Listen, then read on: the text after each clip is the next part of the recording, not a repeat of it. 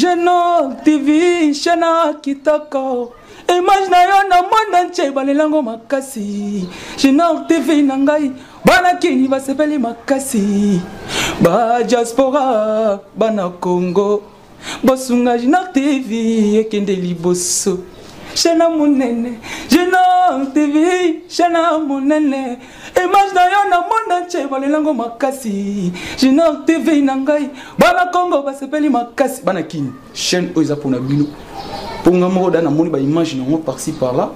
On a sepela qui fort, bana Congo, bana Poto, ba diaspora.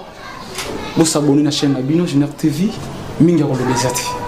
Boki eza Genor TV. Vous s'abonner massivement, vous soutenir Genor TV, vous soutenir sous bana de biso Franck Ojivadol il est pour na ba initiative.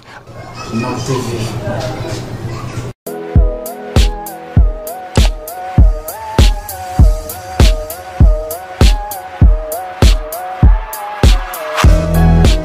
Très heureux de vous savoir nombreux, connectés, branchés à Genor TV. Genor TV qui est votre chaîne d'information et de formation également. C'est la voix de votre humble serviteur, Franck Ojivadol, sur le plateau traditionnel de Genor TV, avec un invité de marque, l'invité que vous avez toujours aimé, nous le considérons comme expert de Genor TV en matière juridique. J'ai reçu beaucoup de questions de tous côtés. Vous avez souhaité qu'il soit sur le plateau pour qu'il réponde à toutes vos questions. Je l'ai sur ce plateau. Avec lui, nous allons aborder la question de la condamnation de Kabound. De la condamnation de Kabound, propagation de faux bruits, outrage au corps constitué et offense au chef de l'État. Kabound a été condamné à 7 ans de prison. Nous allons aborder avec un technicien, praticien de droit. Vous le connaissez déjà, il est avec moi sur ce plateau, mais avant ça, nous allons d'abord nous focaliser au Kassai central. Kassai central, il n'y a pas de courant au Kassai central. Sur ce plateau, je travaille avec le courant des batteries, des panneaux solaires. Nous n'avons pas de courant ici, nous avons un problème vraiment sérieux du courant. Nous allons aborder avec lui une petite question relative à la chute Mbombo. Ça fait, je crois, pas plus tard que le mois passé, le gouverneur a fait la première pierre des travaux de construction de cette chute-là. Où en sommes-nous depuis la pose de cette pierre ici par le gouverneur John Kabeya? Nous allons aborder la question dans quelques minutes et c'est considéré comme le biscuit de notre émission avec Maître parce qu'il a un point de vue à émettre quant à cette question-là. Maître, bonjour. Bonjour, monsieur le journaliste. Vous êtes avocat près la cour d'appel du Kassai central. Tout à fait. Avec vous, nous allons aborder toutes ces questions susmentionnées, mais je veux qu'on aborde d'abord la question que je viens de soulever ici, qui est relative à la chute Mbombo. Nous n'avons pas de courant ici. Où en sommes-nous avec ces projets de la construction de cette chute Mbombo? Bon, merci de la question. Il faut reconnaître que chute Mbombo, c'est une question ancienne. Une question ancienne qui a été abordée depuis 1990 par feu Monseigneur Bakolé, qui était soutenu à l'époque par une dame qui était secrétaire de l'État économique de l'Europe, actuellement Union européenne, pour pouvoir électrifier la province du Kassai occidental en son temps. Monseigneur Bakolé avait rencontré beaucoup de combats, émanant des dignitaires kassaïens, émanant des politiciens, et finalement, le projet a été étouffé. Le combat dans quel sens? Au motif qu'il a quitté les domaines religieux pour se faire politicien, il construit des ponts et le fait de s'engager dans un projet d'électricité pour les dignitaires de l'époque, ils estimaient que Bakolé voulait se faire un grand au Kassai et là c'était déjà de la politique, il ne pouvait pas être leader au-dessus des autres. Alors ils avaient écrit au président Mobutu et finalement, Chute Katende... C'était qui cette unitaire-là? Non, pour des raisons de respect, moi j'étais le nom, mais déjà dans les années 90... Mais vous avez peur de ces unitaires? Non, non. Les gens qui n'aiment pas les Kasaï. Ce sont les anciens politiciens. Ce sont les anciens politiciens. J'étais encore en première année de graduat. On suivait des conférences tenues par Monseigneur Bakole, où il nous révélait comment il était combattu. Et c'était en quelle année? En 1990. Lorsque Bakole, avec lui, ça ne marche pas. Qui était le gouverneur à l'époque? À l'époque, c'était le gouverneur 1990, Bayangang, Chiboua Bukapi Kaloubi est venu après avec Kodesco aussi. Alors lorsque Feu Tchongo récupère le projet cette fois-ci, c'est Kodesco. Il a été aussi combattu par toujours les fils du Kasaï. Mais Tchongo était un politicien? Non, il était technicien, il était PDG de la Régie des Eaux. De la Régie des Eaux. La Régie des Eaux. Mais il a été fortement combattu au motif que c'était quelqu'un de Dimbelenge, il n'était pas Louloua et pour cette raison, il ne pouvait pas prendre la primauté au Kasaï. Alors, le courant a été combattu. Donc, c'est date pas d'aujourd'hui? Non, ça date depuis 1990. Et ce sont les centres kassaïens eux-mêmes qui s'entrecuchent, qui neutralisent leurs propres frères. Wow. Alors, maintenant que le gouverneur John Kabea a posé la première pierre, nous ne voulons plus qu'il soit combattu comme les deux prédécesseurs, Feu Bakole et Tchongo. Ils avaient de bonnes initiatives, mais combattues. Alors ici, il faut soutenir les gouverneurs, bien que la pierre soit posée, alors que les travaux, d'après l'ingénieur de cette entreprise-là, vont commencer au mois d'octobre. Mais qu'on ne puisse pas politiser cette question-là. Parce que ce qui a beaucoup dérangé, l'électrification de Grand Kasaï, l'électrification du Kasaï central, c'est la politisation de l'électricité. De cette question-là. Alors, par exemple, quand vous prenez même Chute Katende, à un certain niveau, les travaux avaient évolué. Mais quand viennent les miliciens comme une ensemble, ils avaient tout détruit, ils avaient incendié au motif que c'était les histoires de Kabila. Moi-même, j'étais dans les procès Chute Katende qui passait devant la haute, la cour militaire de l'ex-Kasaï occidental. Donc, il faut cette fois-ci que les centres kassaïens puissent unir leurs efforts pour soutenir le gouverneur John Kabea, éviter des divisions, éviter de s'entrecuser. Si vous avez une suggestion, faites-le. Parce que c'est une question ancienne. Si on ne fait pas attention, donc ça va connaître les mêmes sorts de Feu Bakole et de Feu Tchongo Chibinkubula Wantum. Ça, c'est le message que vous lancez au centre kassaïen. Oui. Merci beaucoup. Je crois que nous allons entrer en profondeur. Nous aurons toute une émission pour disséquer cette question-là en profondeur.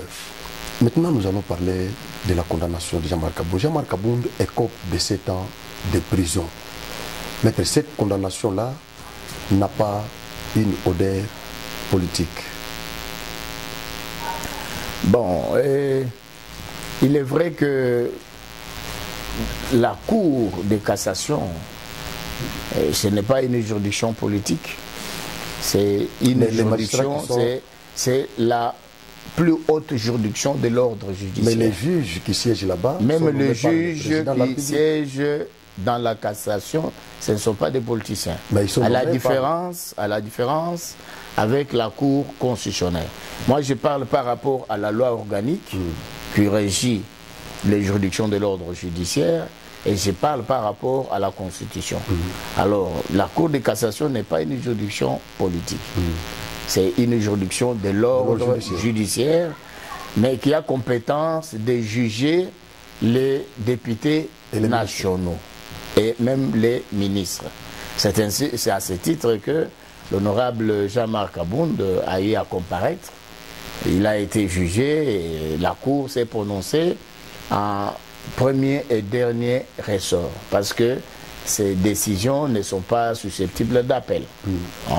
Donc ce n'est pas une juridiction politique, c'est une haute juridiction de l'ordre judiciaire. C'est la sommité des juridictions de l'ordre judiciaire, en commençant par le tribunal de paix, vous montez jusqu'à la Cour. Mais par de le fait cassation. que les juges qui siègent là-bas sont nommés par le président de la République qui vit aux antipodes avec l'honorable Jean-Marc Aboun, nous ne pouvons pas estimer que cette décision-là est politisée. Mais tout magistrat est nommé par le président de la République, qu'il soit le président du tribunal, qu'il soit un juge, qu'il soit un substitut, en commençant par ceux qui sont au tripé, ceux qui sont en grande instance. Donc, tout magistrat, sa nomination est sanctionnée par Mais ils le sont président de la susceptibles République. de recevoir les injonctions venant de la présidence, en vertu du principe de parallélisme des formes et des compétences. Non, non, parallélisme des formes, cela veut dire qu'il n'y a que l'autorité qui a pris l'acte Et qui peut encore. qui peut encore abroger. Alors, comme c'est le Alors président ici, qui c'est nomme- la séparation de pouvoir. La Cour de cassation a été saisie par le procureur près cette Cour des faits pénaux. Alors, les faits qui ont été analysés froidement, ce sont des faits pénaux et la Cour a rendu son arrêt. En A condamnant, rendu, mais il y a une monsieur classe Jean-Marc politique Abound qui à estime 7 que ans de cette cour servitude a pénale. été instrumentalisée par la présidence de la République. Pourquoi je dis ça? Parce que quelques journalistes ont commencé à attaquer le président de la République. Ils estiment que c'est le chef de l'État. Comme c'est lui, les magistrats suprêmes, ils évoquent même ça dans leurs accusations. C'est lui le magistrat suprême. C'est lui qui nomme les juges. Et ces juges-là, ils sont susceptibles de recevoir les injonctions venant de lui. Alors, ils estiment que c'est lui qui aurait instrumentalisé les juges pour qu'ils condamnent Jean-Marc Abound à 7 ans de prison. Et pourtant, le ministère public, dans son réquisitoire, avait requis 3 ans de prison. Pourquoi la Cour n'a pas accepté la demande du ministère public? Et elle est allée au-delà de ce que le ministère public avait demandé. Non, il faut reconnaître que tout tribunal, toute cour a ce qu'on appelle la souveraineté. Alors, la cour n'est pas liée au réquisitoire du ministère public. Le réquisitoire du ministère public, c'est quoi? C'est en fait une demande. Demande.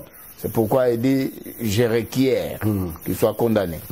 Alors, ici, dans le procès Jean-Marc Abound, c'est que la Cour a jugé chaque fait Et cumule. en sanctionnant donc chaque infraction, à la différence de celui qui commet un fait, mais qui constitue plusieurs infractions. Ici, la Cour a estimé que donc il y a plusieurs faits, il faut punir par rapport à chaque fait constituant une infraction. C'est ainsi qu'après avoir sanctionné par rapport à chaque fait, la Cour a fait ce qu'on appelle le cumul, l'addition de toutes les peines pour arriver à 7 ans. Donc, contrairement à ce que le ministère public avait requis, la Cour, dans sa souveraineté, ne s'est pas limitée à 3 ans de servitude pénale. Elle est souveraine, elle n'est pas liée au réquisitoire du ministère public, c'est ainsi que là, il estimait qu'il faut aller jusqu'à 7 ans pour pouvoir condamner M. Jean-Marc. Prenons la propagation, cette infraction-là. Oui. La propagation des faux bruits. Que retenir de cette infraction? Nous avons d'un côté la liberté d'expression, la liberté de manifestation, et de l'autre côté, il y a cette infraction-là, prévue dans le code, dans l'article 109 du code pénal.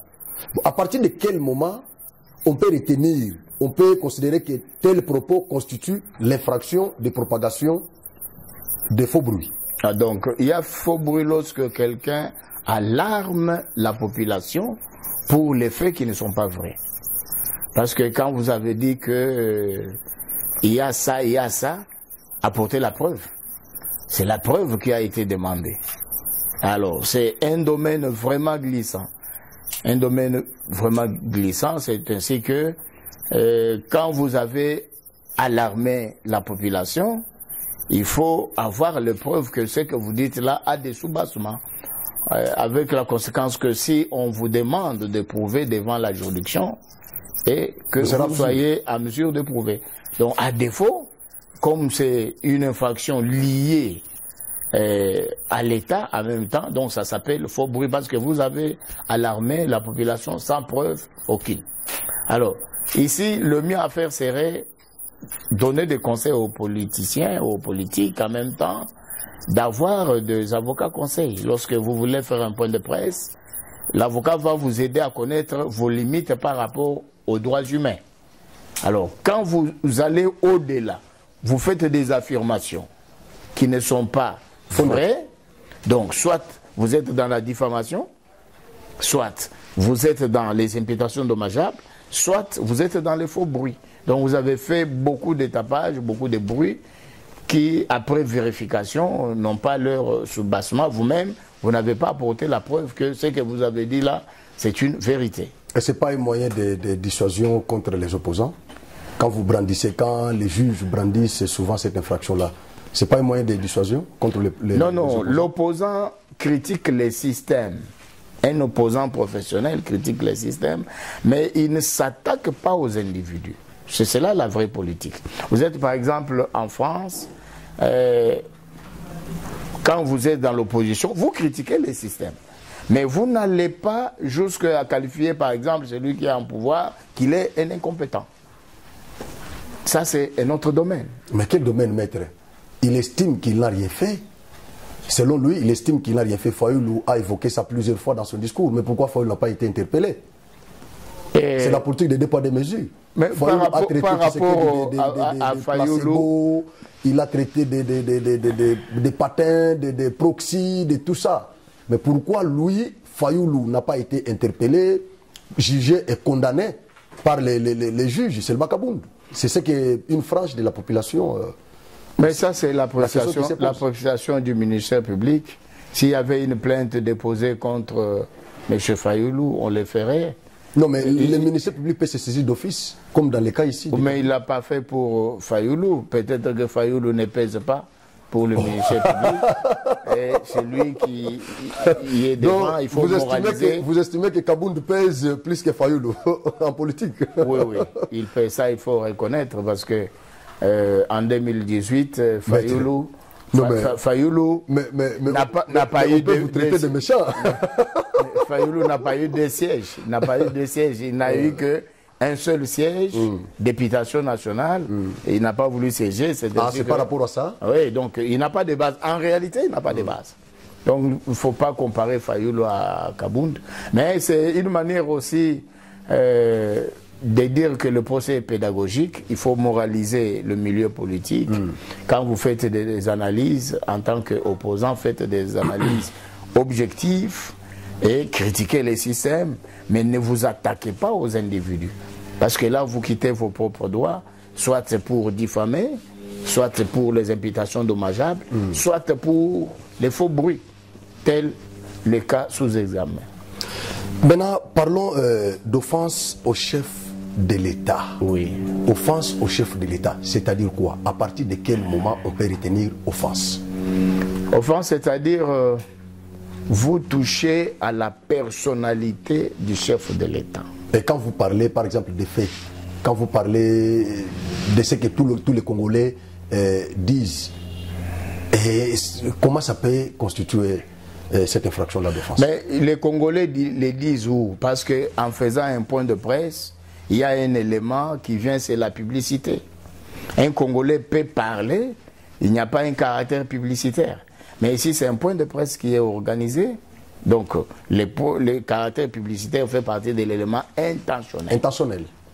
Alors, quand on prend l'élément intentionnel et l'élément matériel, donc, c'est pas tant ce que vous avez fait, donc, l'infraction est consommée. Mais quelqu'un peut parler sur la voie publique, on estime qu'il n'y a pas eu publicité. Parlons maintenant de l'élément légal. L'ordonnance qui réprime cette infraction-là, il y a quelques juristes qui estiment que c'est déjà obsolète. Non, ça n'a pas été abrogé. Si nous sommes dans la théorie de l'acte contraire, donc il faut une autre loi qui abroge celle-ci, il faut une autre ordonnance qui abroge celle-ci. Donc c'est comme ça. Jusqu'à présent, mais il y a des ordonnances, il y a des lois qui datent depuis 1920 qui sont d'application jusqu'à présent.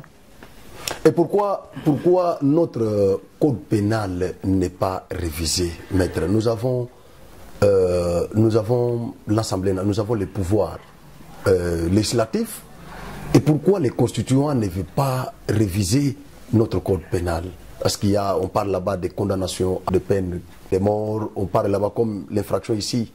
Nous avons quelques juristes qui n'acceptent pas cette infraction-là d'outrage, qui brandissent la liberté d'expression, tandis que ça se trouve dans le code pénal. Et ils estiment qu'il y a une contradiction entre la Constitution qui nous donne la liberté d'expression et le code pénal qui réprime encore ceux qui exercent ces droits-là. Non, non. Ici, la liberté d'expression s'arrête là où commencent les droits d'autrui. Donc, quand on a la liberté d'expression, ce n'est pas pour porter atteinte aux droits d'autrui.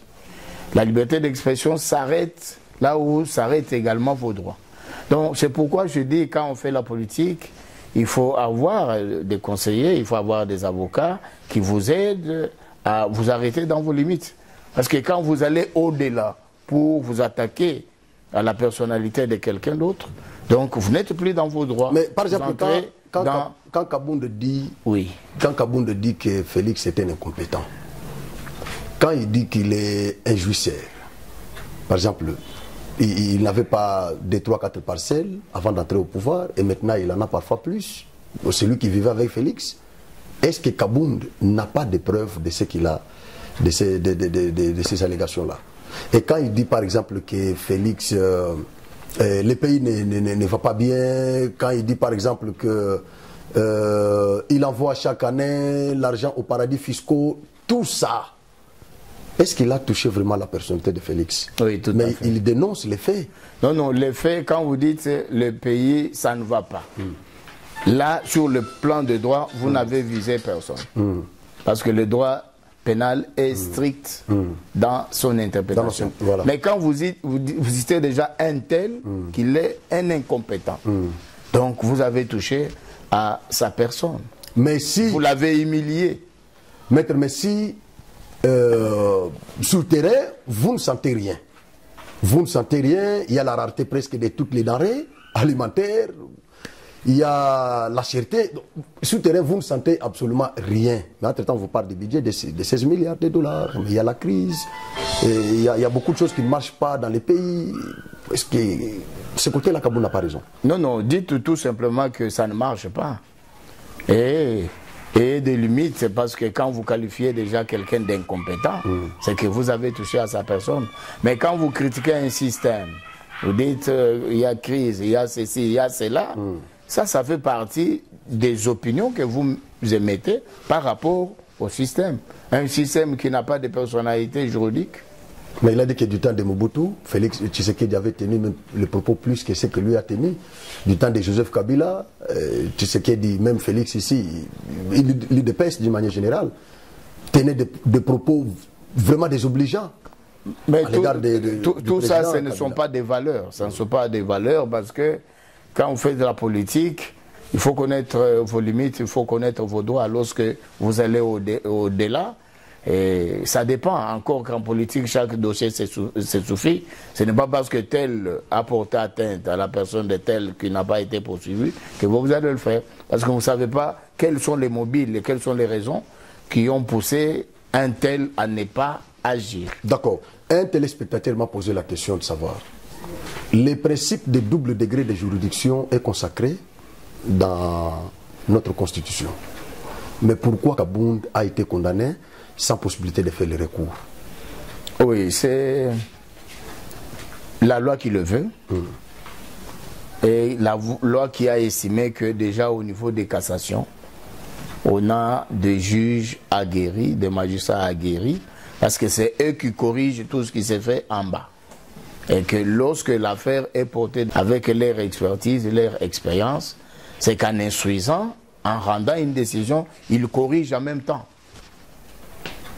Alors, la loi n'a pas voulu qu'à ce niveau-là qu'il y ait double degré de juridiction. C'est-à-dire les députés n'ont pas droit au principe de double degré de juridiction. Les ministres également n'en ont pas.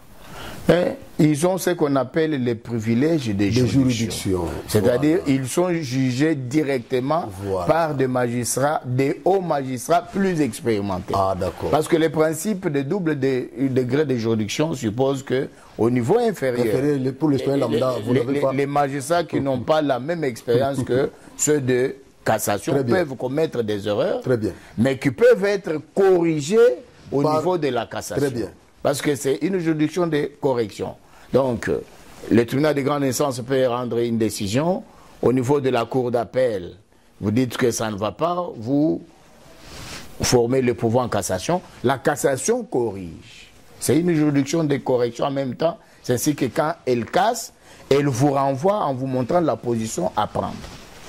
À ce niveau-là, donc, le législateur fait confiance au juge de la cassation. Il y a encore une autre question qui m'a été posée. Expérimentés, donc, et s'occupent de la correction en même temps, et que, à leur niveau, on ne peut pas assister à des erreurs qui peuvent être commises au niveau des juridictions inférieures. D'accord. Une question tarot de mon esprit, avant de poser la question de mon téléspectateur. Est-ce que on peut procéder par les revirements jurisprudentiels pour revoir cette décision-là? À l'heure qu'il est, ça dépend de ce que l'on peut faire, mais pour le moment, la juridiction a déjà vidé sa saisine. Mais si la juridiction a déjà vidé sa saisine, s'il faut accorder la chance à l'honorable, s'il y a des faits nouveaux, ça ne sera pas pour les mêmes faits, ça c'est pour les faits nouveaux. Mais s'agissant du dossier Jean-Marc Aboun, c'est que la Cour de cassation est dessaisie. Elle a vidé sa saisine. Donc la possibilité qui reste pour Jean-Marc Aboun, c'est soit la libération conditionnelle, lorsque on fait le quart de la peine, soit une grâce présidentielle. Donc les deux possibilités sont devant lui.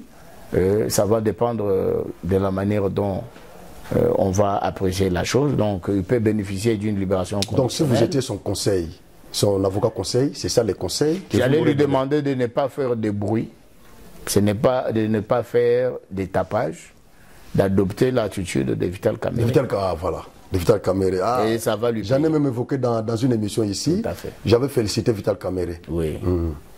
Alors, et là, et devant lui, il y a la libération conditionnelle. Ou la grâce présidentielle. Ou la grâce présidentielle. Donc, deux possibilités sont encore là. Et il peut en bénéficier. D'accord. Maintenant, il y a un téléspectateur qui m'a... D'ailleurs, c'était une fille. Elle m'a posé la question de savoir pourquoi le mandat de Kamerhe a été supprimé. Il aurait fallu lui laisser son mandat. Comme il a les premiers suppléants, il pouvait récupérer le mandat et continuer. Le mandat de Jean-Marc Kabound. Je n'ai pas de Jean-Marc Kabound. Oui, je n'ai pas de Jean-Marc Kabound. Oui, mais parce qu'il n'a pas été appelé à d'autres fonctions. Jusqu'à présent, c'est un député qu'on a condamné. Son siège n'est pas vide. Donc politiquement, c'est lui qu'on a condamné, c'est un député. C'est comme ça qu'il a perdu le mandat. Oui, le mandat, il est dans l'exercice. Et en tant que tel, si il s'était déplacé pour faire une autre fonction, on considérerait que son siège est vide, il faut remplacer quelqu'un d'autre. Mais il est condamné tout en étant dans son siège. Mais c'est ainsi qu'il est justiciable de la Cour de cassation. Donc c'est un député national qu'on condamne, tout en étant dans son siège. Merci beaucoup. Maître, je pense que ça part dans tous les sens. Ça, c'est sur le plan technique.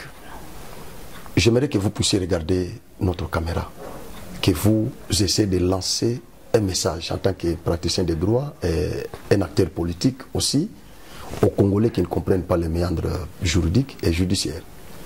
Les Congolais qui sont emportés par les discours des opposants ou des hommes politiques qui, eux aussi, ne comprennent pas la procédure pénale.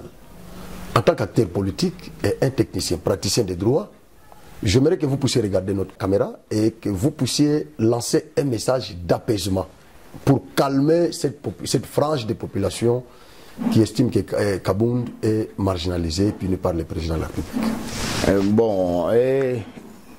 Ici, ce qu'il faut retenir, c'est que les faits pour lesquels M. Jean-Marc Kabound, député de son État, a été poursuivi et condamné. Ce sont des faits purement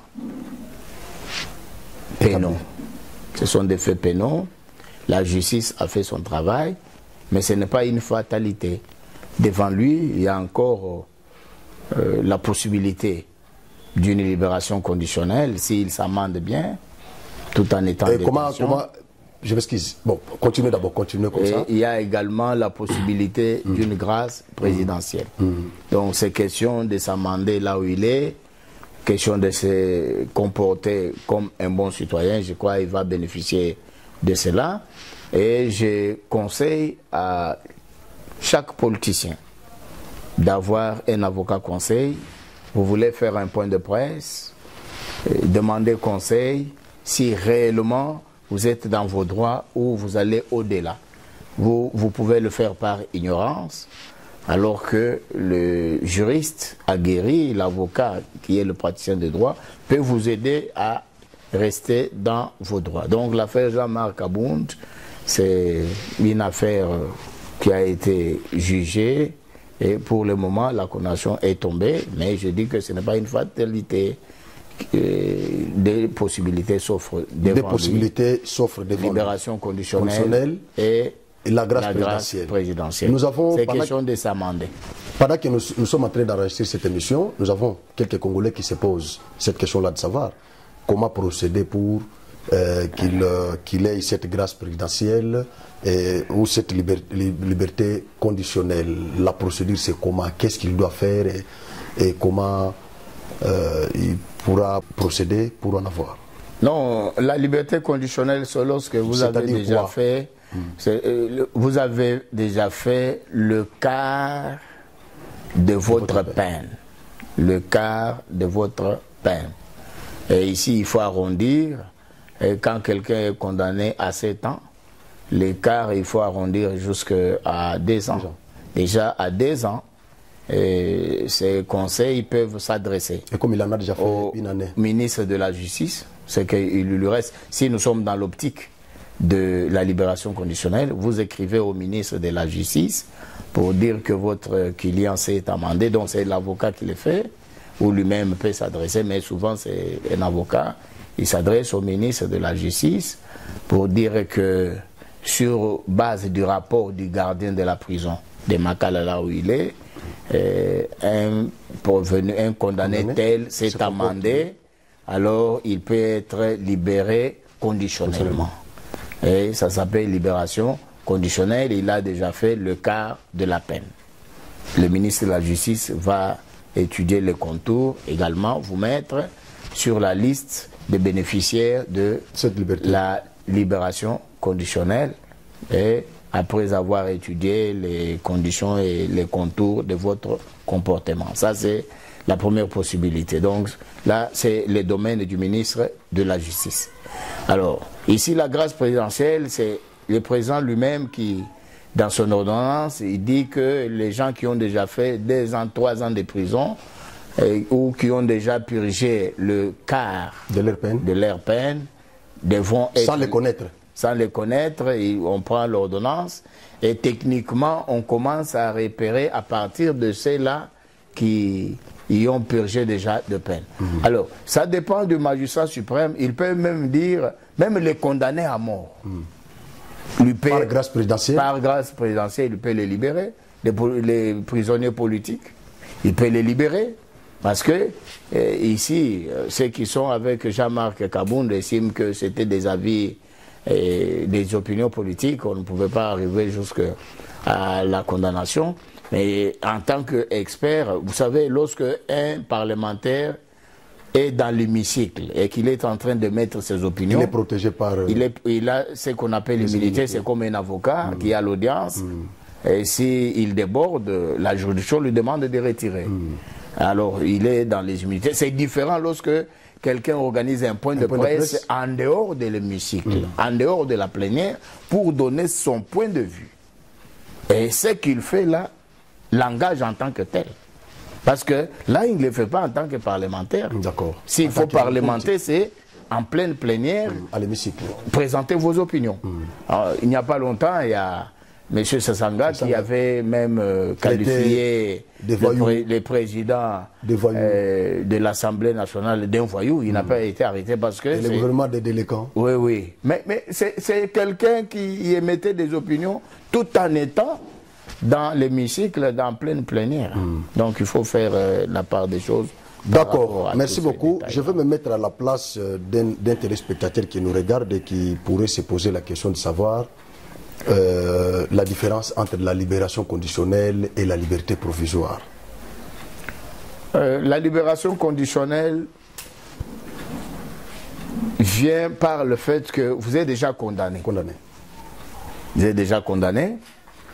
Mais quand on a la liberté provisoire, on n'est pas encore arrivé à la phase de la condamnation. Et à ce stade, soit donc c'est l'instruction préjuridictionnelle, vous êtes encore au niveau du ministère public, là vous sollicitez votre liberté, le ministère public peut refuser, mais vous pouvez avoir la liberté en chambre du conseil. Mais toute cette procédure-là, liberté provisoire, que vous puissiez l'obtenir en chambre du conseil, donc...